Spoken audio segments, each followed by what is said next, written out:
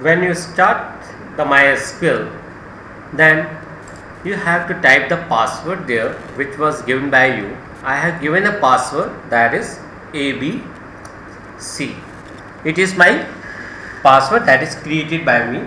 So whatever your password, you have to write that password only. जो भी password आप MySQL installation करते वक्त दोगे वही पासवर्ड आपको देना है. Then first of all, the command that is required here to create the database. Without database, you will not be able to work with your MySQL. So how to create the database? You have to write a command that is create database, and you have to write the name of that database. Let I am writing the database name is school. So my database is created, but if you want to confirm it that my database is created or not, to check it, you have to write a command that is show databases and then semicolon. See here, you will find school is written there in the database name.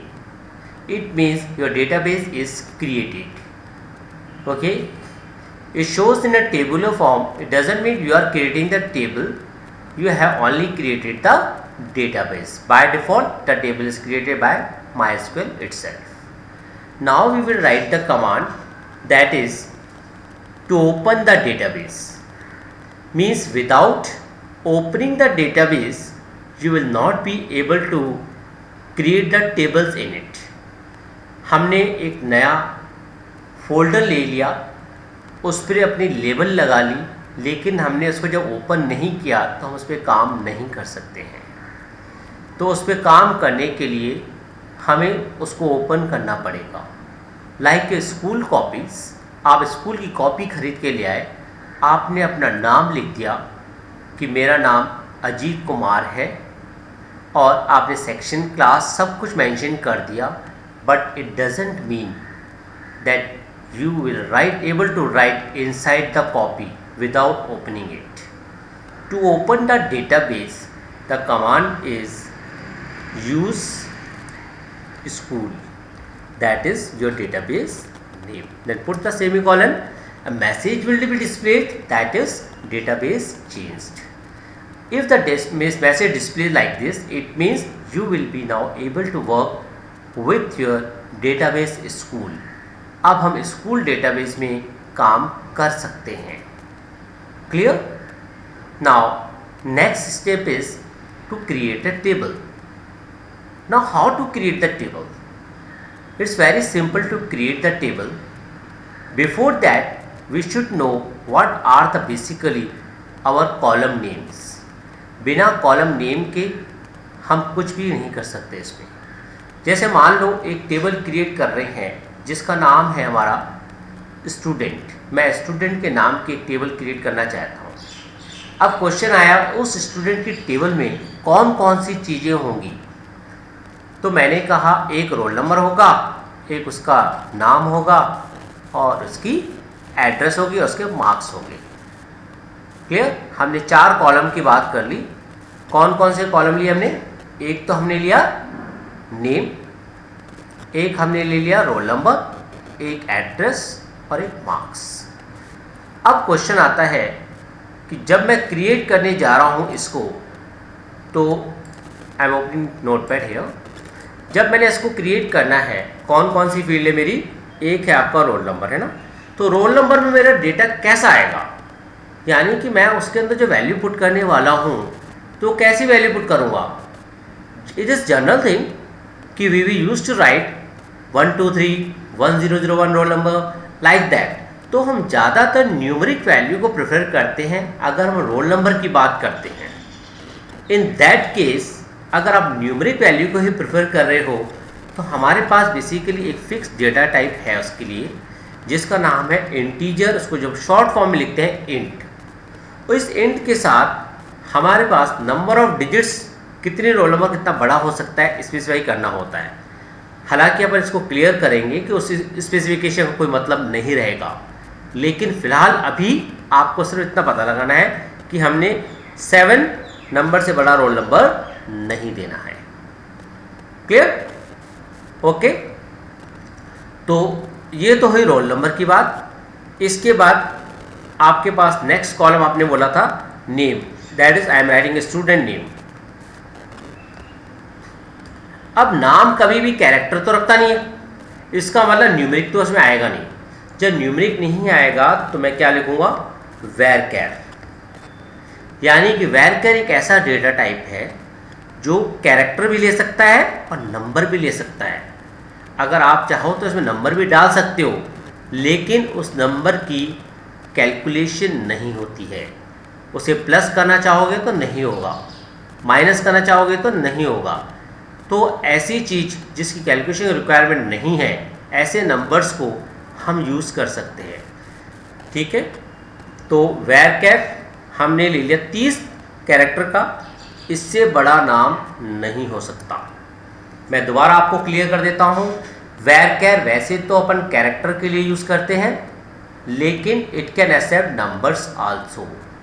ये बच्चे गलती कर देते हैं कि वैरचर का मतलब केवल कैरेक्टर, इसलिए मैं क्लियर कर रहा हूँ। मैं आपको इसको अगली वीडियोस में आपको इस चीज़ का कंसेप्ट जरूर क्लियर करूँगा। Okay, now we write address. Address भी हमारी वैरचर होगी, जिसके अंदर मकान नंबर भी आएगा, तो न्यूमेरिक डेटा भी आ गया और आपकी एड्रेस भी कंप्लीट आएगी। तो 50 कैरेक्टर से बड़ा एड्रेस हम सोच लेते हैं कि नहीं होगा। Next is marks. अभी हम मार्क्स मान के चल रहे हैं कि हम इंटीजर ही देंगे, यानी कि होल नंबर की तरह मार्क्स देंगे, डेसिमल में नहीं दे रहे हैं। ठीक है, 5 दे दिया मैंने। ये तो रहे, इस तरह से हमने बता दिया कि कौन सा डेटा टाइप क्या क्या लेगा। अभी हमने टेबल क्रिएट की कोई जिक्र नहीं किया कि कैसे होगी। Okay, now see what you have to do with this. अब आपको जो कमांड लिखनी है वो लिखनी है आपकी क्रिएट टेबल, और टेबल का नाम है हमारा, मान लो क्लास 9th की बात कर रहा हूँ मैं, तो क्लास 9th। ओके, ब्रैकेट लगा दिया, चाहो तो आप ब्रैकेट यहाँ लगाओ और चाहो तो यहाँ लगाओ, जो हमारी जनरल टेंडेंसी रहती है हम इधर ब्रैकेट लगाते हैं। इस पे मैंने कॉमा नहीं लगाया, यहाँ कॉमा पुट कर दिया। हर लाइन के बाद कॉमा आएगा, इसमें भी आएगा, इसमें भी आएगा, एंड में कॉमा, इसमें भी आएगा। लास्ट लाइन में कॉमा नहीं आएगा क्योंकि हमारी ओपनिंग ब्रैकेट थी, उसको एंड करोगे देन सेमीकोलन। ये जो है आपका एक टेबल क्रिएट करने के काम में आ जाएगा। See here table will be created. एक टेबल जनरेट हो गई जिसमें कोई रो नहीं है, मैंने कोई रो नहीं डाली है इसके अंदर अभी तक, क्योंकि मैंने रिकॉर्ड तो इंसर्ट किया ही। तो इसका मतलब सिर्फ हमने टेबल क्रिएट किया, एक स्ट्रक्चर तैयार कर दिया है। अब दूसरी चीज़ जो बच्चे गलती कर सकते हैं, जनरली करते हैं, जब टेबल क्रिएट करोगे तो उस वक्त जो ये फील्ड के नाम हैं आपके, इन फील्ड के नाम में कभी भी ध्यान रखना स्पेस नहीं आएगी। पहली बात, इसका मतलब ये है कि हम इस तरह से कभी भी नहीं लिख सकते हैं R-NO roll number, no. R.NO नहीं, डॉट नहीं लगा सकते, स्पेस नहीं लगा सकते आप, ठीक है ना। और न्यूमेरिक डेटा से कोई स्टार्ट नहीं करोगे ऐसे 3RNO, ऐसा कभी स्टार्ट नहीं होगा। ये जनरल है, सारी बातें डैश नहीं लगाओगे। अगर मान लो डेट ऑफ सबमिशन है, डेट ऑफ सबमिशन यूँ लिख रहे हो आप, तो डेट ऑफ सबमिशन को इसको एक्सेप्ट नहीं करेगा। इसका मतलब सॉरी, हमें स्पेस नहीं देनी है। अब स्पेस नहीं है तो अच्छा नहीं लग रहा है, ये समझ में नहीं आ रहा है। अगर मैं ऐसे लिख देता हूँ तो बहुत ज़्यादा गंदा लग रहा है, आपको समझ में नहीं आ रहा है। कॉम्बिनेशन बन गया बिल्कुल ही। आपने बोला तरीका है उसका, अंडरस्कोर लगा दो, पुट द अंडरस्कोर। अब आपको पता भी चल रहा है डेट ऑफ सबमिशन है। तो अंडरस्कोर यूज़ कर सकते हो, लेकिन अगर आपने डैश लगा दिया तो डैश एक्सेप्ट नहीं करेगा, it is wrong. Only underscore is accepted. These basically are rules while giving your column name. Clear? मैंने इसलिए क्लियर कर दिया ताकि आपको पता रहे कि ऐसी गलती हो सकते हैं आप क्रिएट टेबल में ही कर दें। Okay, now I want to insert a record. Insert into table का नाम क्या था? क्लास 9, तो आप क्लास 9 लिखोगे। इसके बाद हम इसके अंदर वैल्यूज देने जा रहे हैं, यानी कि हम इसके अंदर डेटा पुट करने जा रहे हैं। डेटा जो पुट करने जा रहे हो उसमें क्या है? पहले वाला कॉलम क्या है? ध्यान रखना, आप जिस सीक्वेंस में दे रहे हो कॉलम का नाम उसी सीक्वेंस में आएगा। ये रोल नंबर है, रोल नंबर मैंने लिखा 1001। अब मेरे पास दूसरी चीज क्या है? नाम मैंने लिखा अनमोल, ये मेरा नाम आ गया। डिफरेंस देखो, जब मैंने इंटीजर डेटा टाइप लिया तो मैंने कोई भी ऊपर सिंगल कोट नहीं लगाया है, लेकिन जब मैंने varchar नाम का डेटा टाइप यानी कि स्टूडेंट का नाम ले रहा हूं तो मैं ऊपर एक सिंगल कोट दोनों साइड पुट कर रहा हूं उस नाम के, जो इंडिकेशन है कि मेरा ये डेटा टाइप varchar है। तो ये चीज़ ध्यान रखोगे while thinking about the varchar data type, you have to put the single quotes और डबल कोट्स, ये आपकी पर्ची है। एड्रेस सिंगल कोट लिया, C9 जनता कॉलोनी, जन्नत कॉलोनी हो गई ये, Janta colony. Okay, now last thing, marks 99। ठीक है, तो insert into class 9 then values, कौन सी वैल्यू है? According to the column names matching होनी चाहिए। जितने कॉलम है उतनी ही वैल्यू डालें, कम नहीं कर सकते आप इसमें। कॉपी किया, पेस्ट करो, एंटर दबा दो। अब आपके पास इसके अंदर एक रो आ गई। अब मुझे चेक करना है कि आई की नहीं है। उसकी कमांड बहुत ही सिंपल कमांड है। पहले मैं नोटपैड में लिखूँगा। नोटपैड में आप एरो की से ऊपर नीचे जा सकते हो, लेकिन MySQL में आप ऊपर नीचे नहीं जा सकते, इसीलिए हम प्रेफर करते हैं नोटपैड पे काम करवाना। सेलेक्ट स्टार फ्रॉम टेबल का नाम, फ्रॉम स्पेलिंग गलत हो गई, फ्रॉम टेबल का नाम हमारी क्या है? क्लास 9। तो ध्यान रखोगे वही टेबल का नाम एज इट इज लिखा, सेमीकोलन, कॉपी एंड पेस्ट। आपके पास टेबल जनरेट हो गई जो आपने बनाई। Similarly you can put so many records with this command. बार बार आपको लिखना पड़ेगा इसके लिए, सॉरी, ठीक है ना, इसका कोई उपाय हमारे पास नहीं है।